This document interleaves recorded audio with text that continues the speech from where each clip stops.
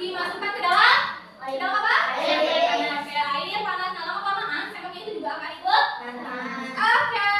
Nah, sekarang kita akan mempelajari materi tentang perpindahan kolor dengan tujuan pembelajaran pada hari ini. Nah, yang pertama, coba bacakan Adit. Siswa dapat menentukan pikiran pokok paragraf melalui kegiatan membaca bacaan dengan benar. Oke, lanjut Risma. Siswa dapat menentukan informasi penting melalui kegiatan membaca bacaan dengan benar. Oke, selanjutnya Anissa.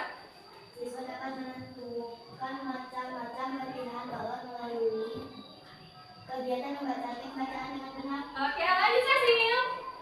Siswa dapat menentukan contoh perpindahan kolor melalui kegiatan membaca teks bacaan dengan benar. Oke, lanjut Karen.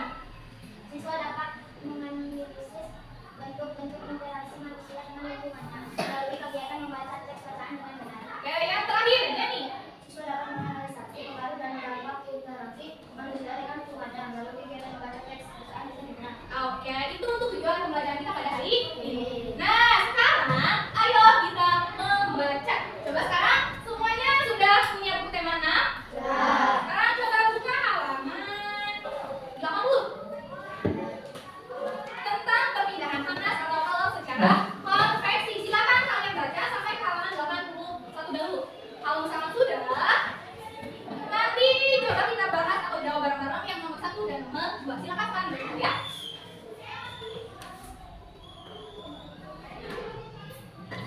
Sudah selesai bacanya?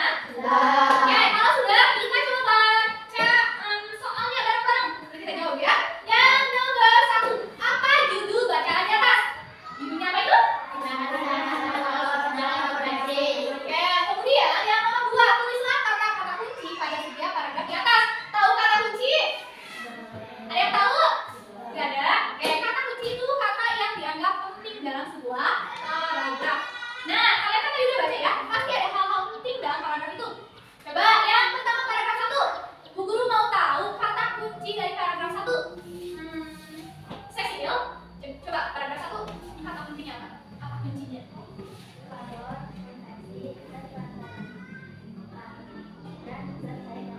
Oke, ada kalor, konveksi, zat cair dan gas, zat perantai. Betul nggak?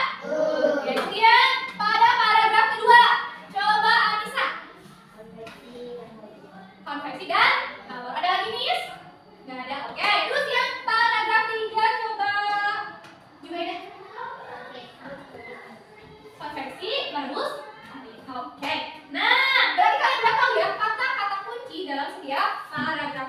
Kita lanjutkan materinya. Sebelum itu ada yang mau tanya dulu nggak? Di sini untuk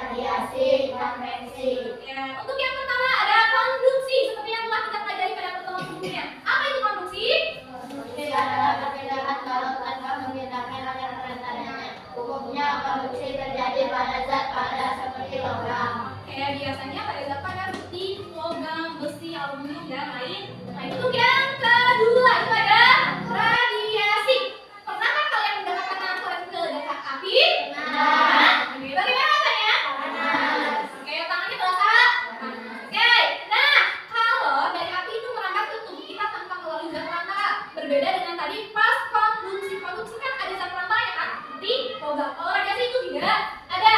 Nah, proses perpindahan ke lautan tanpa zat perantara dinamakan sebagai radiasi. Selain itu ada contoh lain yaitu panas matahari yang sampai ke bumi. Nah, panas matahari juga tidak memerlukan perantara untuk sampai ke bumi. Panas matahari itu kan merupakan sebagai energi panas terbesar bagi bumi. Banyak manfaatnya dari panas matahari seperti menyuburkan padi, menyuburkan pakaian, itu apa lagi? Manfaat matahari. Baju ya udah, apa lagi? Oke tadi ya udah, terus ada lagi? Yang terakhir itu ada konveksi seperti yang terdapat di dalam teks yang tadi. Nah, konveksi itu apa?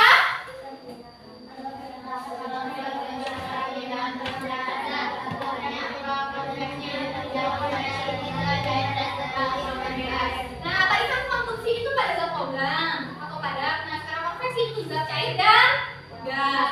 Nah, contoh peristiwanya itu apa? Oke, pada saat merebus air. Kemudian selain itu juga terjadi pada terjadinya angin darat dan angin laut. Ada yang tahu apa itu angin darat dan angin laut? Tidak tahu? Oke, angin darat itu angin yang bertiup dari darat ke laut. Biasanya angin darat itu terjadi pada malam hari. Nah, sedangkan angin laut itu angin yang bergerak dari laut ke darat, terjadi pada siang hari. Nah, peristiwa ini dimanfaatkan oleh para nelayan pergi melaut untuk menangkap ikan. Nah, nelayan yang menangkap ikan ini merupakan contoh dari interaksi antara manusia dengan lingkungan alam. Ada yang tahu apa itu interaksi? Tidak tahu interaksi? Oke.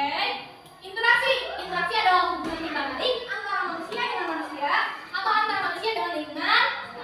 Contoh yang manusia dengan manusia, misalnya kalian sedang berbincang dengan teman-temannya, misalnya Jenny sedang berbincang dengan Rafa dan sebagainya. Itu antara manusia dengan manusia. Kalau manusia dengan alam, contohnya seperti tadi, nelayan menangkap ikan, terus apa lagi?